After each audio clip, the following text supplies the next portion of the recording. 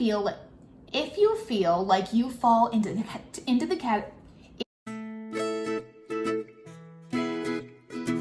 Hello friends, today we are going to talk about what protein and moisture balance means and how to find what's right for your curls. One really big mistake a lot of curly girls make, including myself, when starting their curly journey is to just start filling their curls with moisture.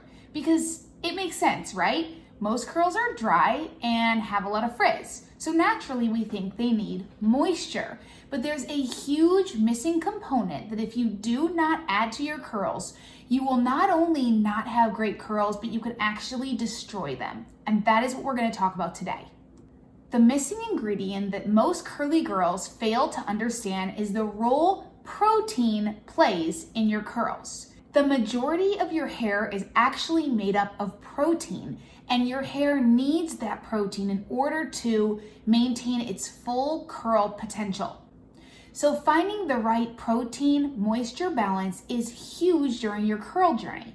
Your protein basically makes up the structure of your curl, and the moisture just helps hold all that moisture and hydration in that gives it the lovely bounce and shine that it needs.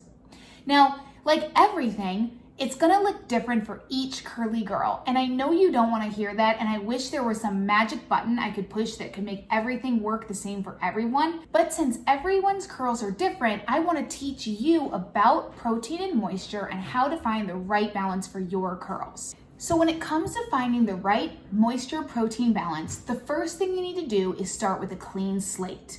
That's why I always recommend the first thing you do on your curly journey is to start with a clarifying wash.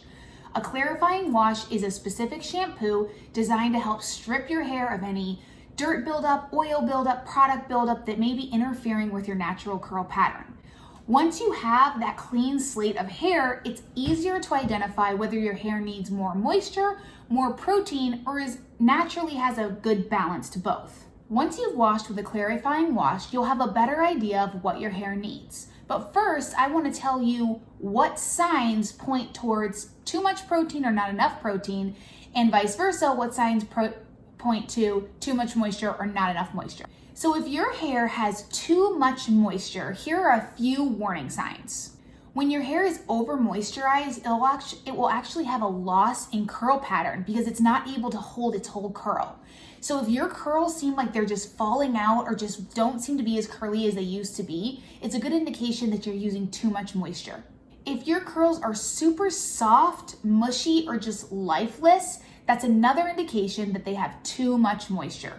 Little to no volume won't hold your curl pattern. And also if you are getting wet frizz, meaning if you're in the shower, washing your hair, and even before it dries, you have quite a bit of frizz, that is all signs of over moisturized hair. So once you've clarified your hair and you have any of these signs, there's a good chance that means that you're using too much moisture and you're going to want to add protein to your routine. The quickest, easiest way to get protein in your hair is with a rice water rinse. I have a whole section in this course designated to it because I'm such a big believer in it. And there are also different protein treatments you can use. But to get started, if you feel like your curls are over moisturized, I want you to do a rice water rinse. Now I'd like to talk about the signs of curls that have too much protein in them. If your curls feel very brittle or break easily or very stringy and just don't seem to be soft and bouncy, if you have excessive frizz or your hair is very dull, all of these signs point to a protein overload, meaning you probably are using products that have too much protein and is interfering with your natural curl. If you feel like you fall into the category of having too much protein, the best thing you can do is start deep conditioning your hair. Some girls could even benefit from 2 deep conditionings a week. I also recommend, once you deep condition, to put a shower cap on and really let the heat stay in there while you take a shower. That's really gonna help open your cuticle and get moisture into your hair.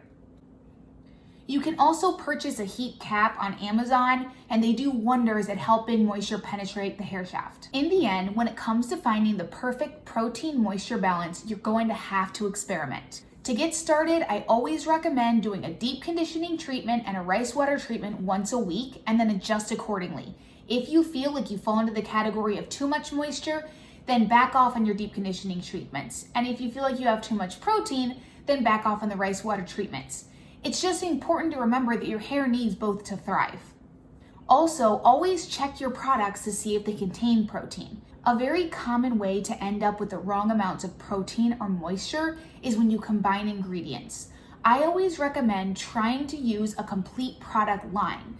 Those products are designed to complement each other and give your curls everything they need. So if you're pulling different products from different lines, it's super easy to give your hair too much moisture or too much protein. That's not to say never to do that.